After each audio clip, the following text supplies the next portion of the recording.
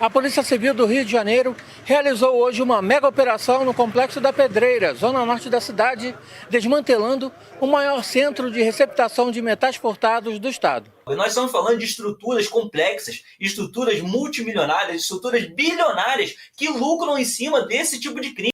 Nós tivemos em junho desse ano uma prisão de um empresário, dono de um ferro velho, que movimentou 34 milhões nas suas contas só com base nesse tipo de furto. Operação apreende toneladas de fios em ferro velho ilegal. A Polícia Civil prendeu 10 pessoas e apreendeu mais de 10 toneladas de fios de cobre e sucata furtada. A operação desmontou um dos maiores centros de receptação da Zona Norte, com ligação direta ao tráfico. Esse tipo de crime afeta a vida de todo mundo, pois está ligado aos ataques clandestinos contra operadoras de luz, telefone, internet e outros. Bom, senhores, a gente aqui discutindo favela, domínio territorial pelo crime, reocupação por parte do Estado, mas nós temos aí que o problema não é só droga, né? Se tem uma favela dominada com regra própria, você vai ter desmanche de carro, você vai ter um verdadeiro parque ali, logístico concentrando produtos roubados, seja cobre, seja fio, seja qualquer outra coisa, seja carro. Então, nós temos aí nossa matéria exclusiva, nosso querido repórter de campo, André Miesel. Solta aí, mano, Walter. Vamos ver a matéria. Fala, Glauber. A Polícia Civil do Rio de Janeiro realizou hoje uma mega operação no Complexo da Pedreira, zona norte da cidade, desmantelando o maior centro de receptação de metais furtados do estado. A ação, batizada de Operação Caminhos do Cobre, resultou na apreensão de 10 toneladas de fios roubados e na prisão de 8 suspeitos até o momento. Além dos fios roubados, os agentes localizaram 2 pontos de desmanche de veículos, recuperaram 3 veículos roubados e encontraram 3 carcaças. 2 criminosos foragidos envolvidos com roubo de veículos foram presos e outros foram detidos em flagrante por tráfico de drogas na região. O terceiro comando puro é a organização que controla a área da Pedreira. Os policiais também cumprem 10 mandados de busca e apreensão na Baixada Fluminense, em endereços que estão vinculados ao ferro velho e ao esquema de receptação. Essa foi a segunda operação na Pedreira essa semana. Na segunda-feira, dia 14, 9 suspeitos foram presos e a Polícia Militar apreendeu 5 fuzis, uma pistola e uma granada. Durante a operação naquele dia, os bandidos atravessaram um ônibus na pista. Do Rio, para o Fala Glauber News, André Miesel. Fala.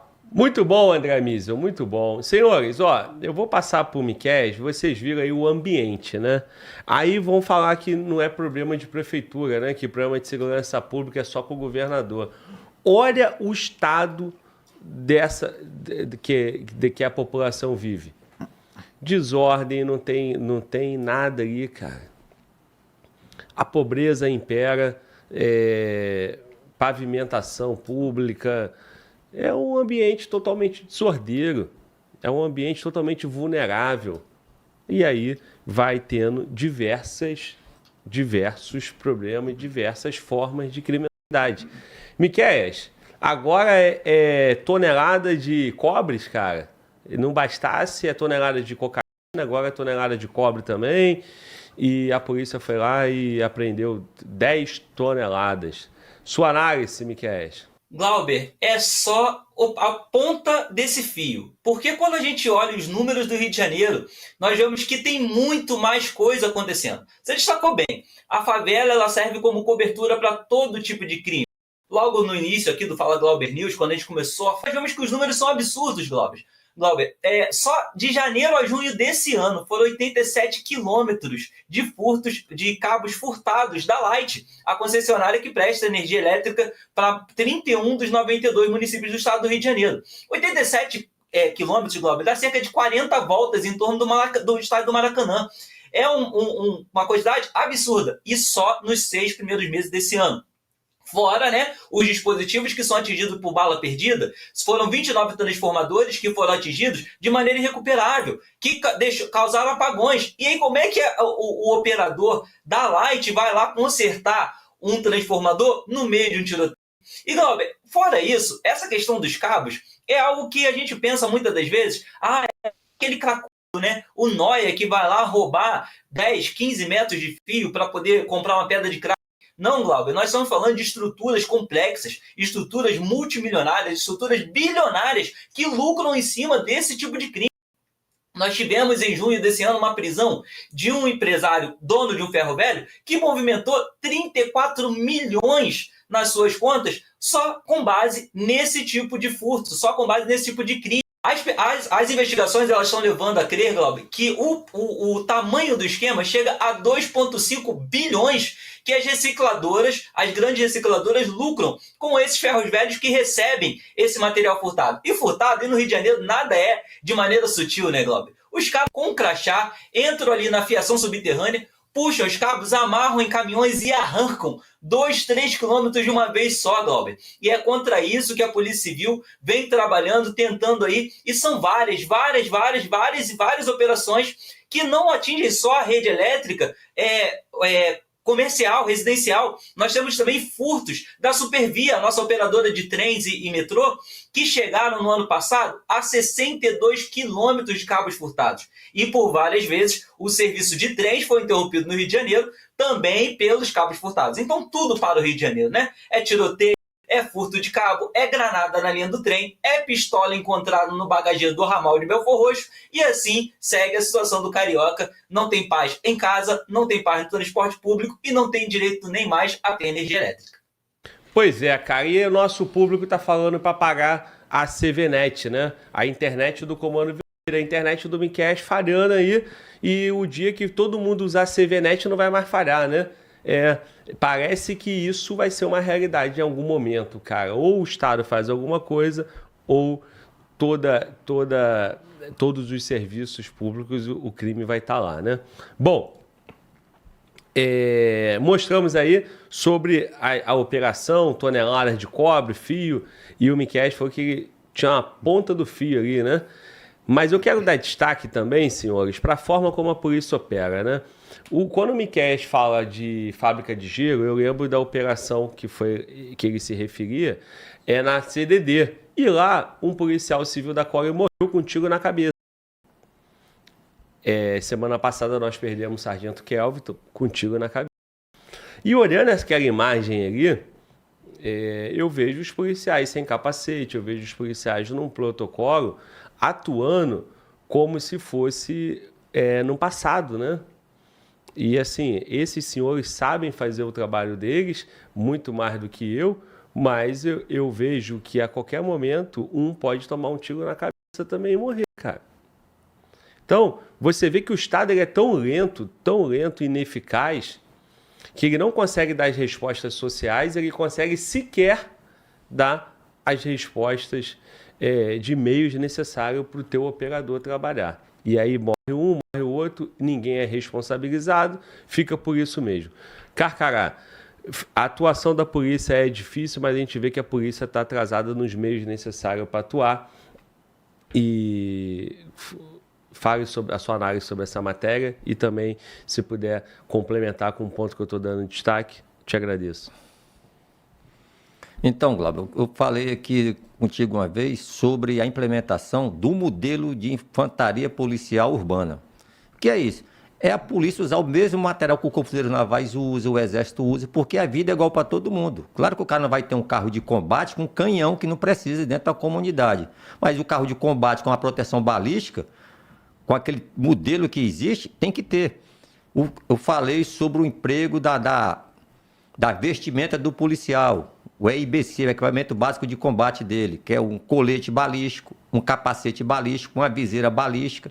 Aí o cara vai falar, não tem dinheiro. Porra, ontem foi comentado aqui que 1 bilhão foi direcionado para a cultura. Cultura é um termo genérico. O que é cultura? Cultura é o quê? É o ensino fundamental? Não, não é cultura. É o quê? É teatro? É dança?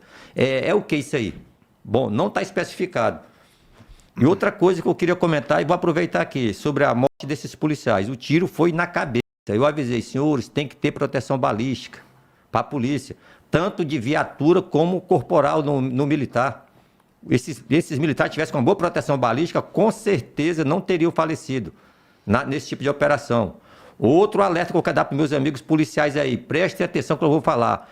A missão mais difícil que existe, uma das mais difíceis que existe no mundo, é transpor um obstáculo, seja de água, transpor um rio.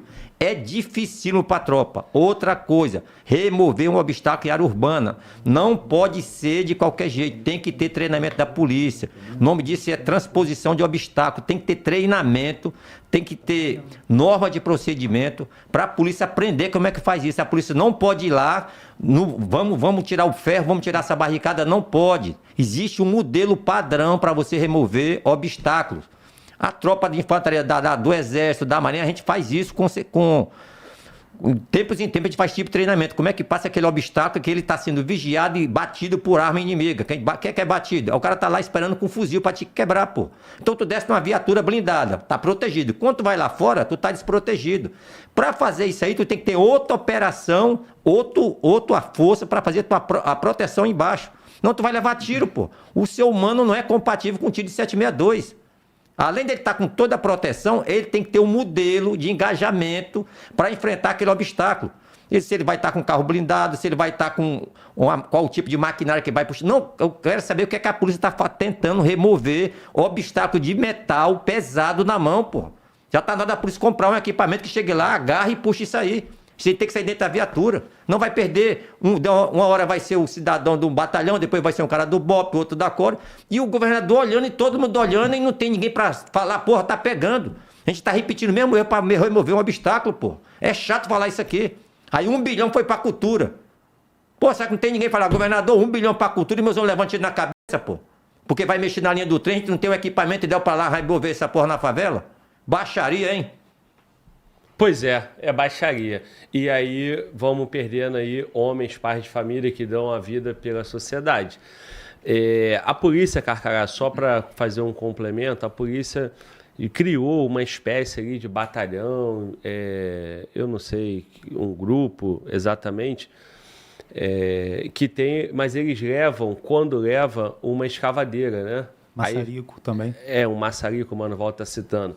Mas aí, na escavadeira, fica o policial ali, como operador de máquina ali, exposto, podendo tomar um tiro na cabeça também, pô.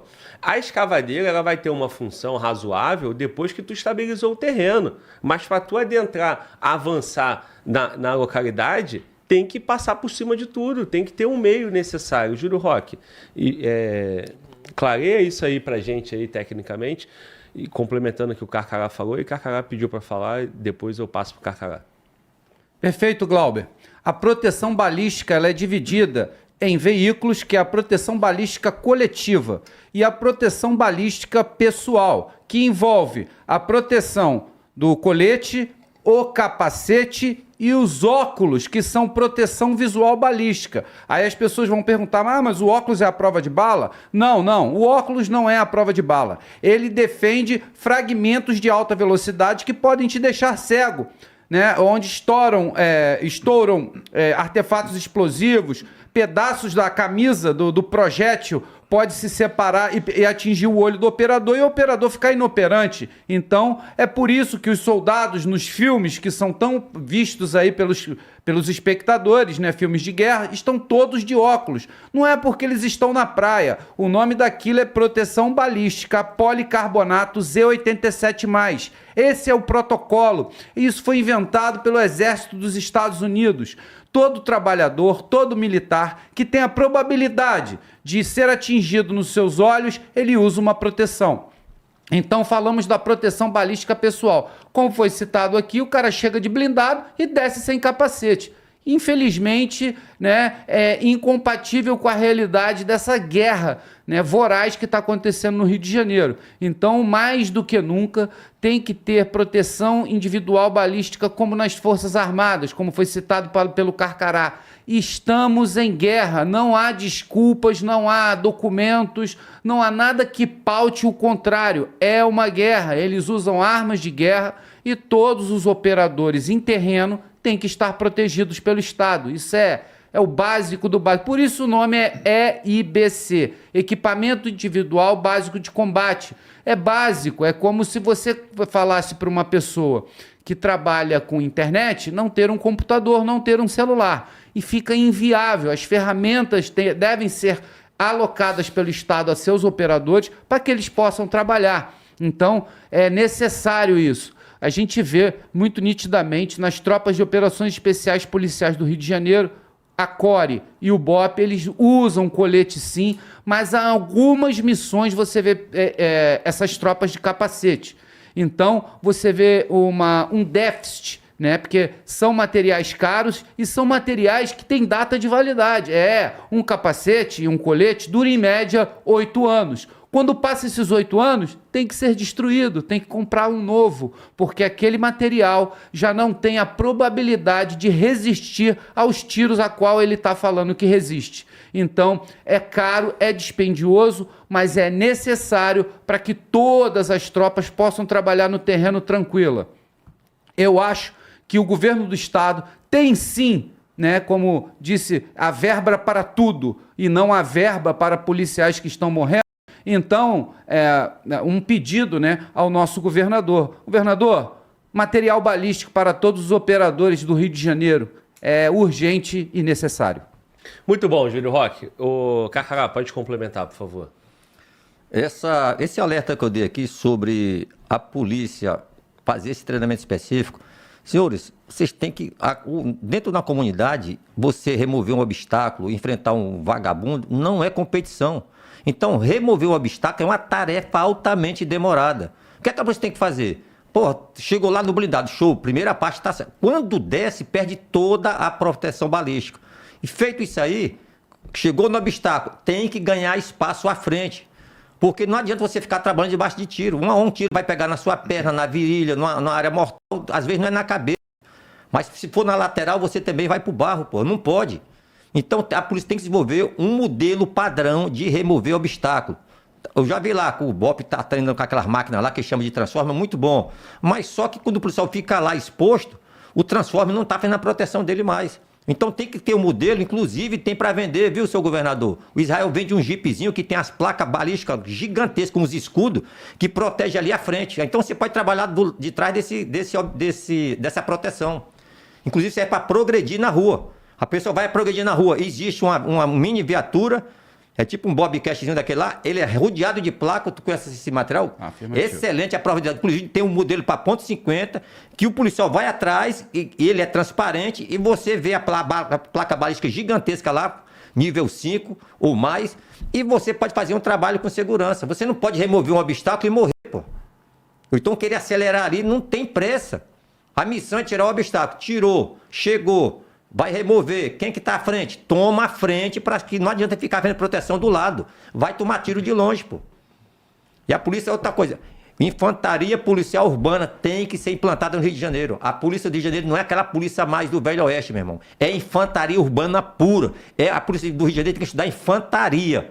E para estudar infantaria tem que ter as armas da infantaria. Senão não vai combater. O crime não tem regra e tem dinheiro sobrando. E joga aço para cima da polícia. Valeu, senhor? Não morram por causa disso aí. Exige o comando, vamos fazer treinamento nessa porra. Vai bater uma engenharia da Marinha, vai do Exército, pede ajuda, pô. E não morram mais no obstáculo, pô. Porque o vagabundo já sabe, ali a gente pega os caras. E estão só dando tiro na cabeça, pô. Isso é uma covardia do Estado contra a mobilização que a polícia tem que ter dentro da realidade atual. Valeu, senhores? Bom, tem que mudar a mentalidade dos policiais, tem que mudar essa cultura, a doutrina, a metodologia ali de ação. Ô, Miquéias, o policial por muito tempo não queria usar nem colete balístico, né? Que dirá capacete, escudo. Que tu pensa sobre isso, ô Miquéias? Tu que se formou recente, né? Tu é Cefap, né? Formação da PEMERG de que ano? 2012, 14?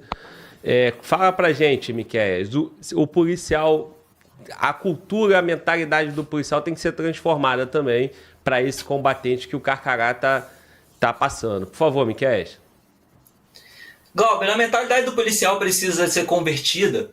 De combatente, ele já acredita que ele é. Ele já tem mentalidade de infantaria. O problema é que ele tem que parar de ter a mentalidade de imortalidade. Eu conheci muitos colegas e confesso que em alguns momentos eu também me pegava displicente nisso, de não querer usar o colete, de não querer usar a proteção que era oferecida. Eu confesso, já passei por isso. Porque muitas das vezes a gente olha e fala, cara, isso aqui não está adequado, isso aqui já está com a validade vencida. E a gente começou a usar de fato quando nós vimos alguns colegas perderem a sua vida ou ficarem feridos gravemente a ponto de ter que se aposentar, se reformar e perder o seu direito à aposentadoria, perder o direito à indenização, perder o direito ali à pensão para a família, porque o Estado dizia, olha, esse policial morreu porque ele quis, já que a gente ofereceu o material. Mas eu já cansei de sair para a rua com coletes que eram triplo do meu tamanho. Sempre fui magrinho, e aí chegava num batalhão para tirar um serviço, principalmente serviços extras, RAIS, Carnaval, Natal, Ano Novo, e o colete é oferecido, um colete gigantesco, você não tem mobilidade, isso tudo incomoda.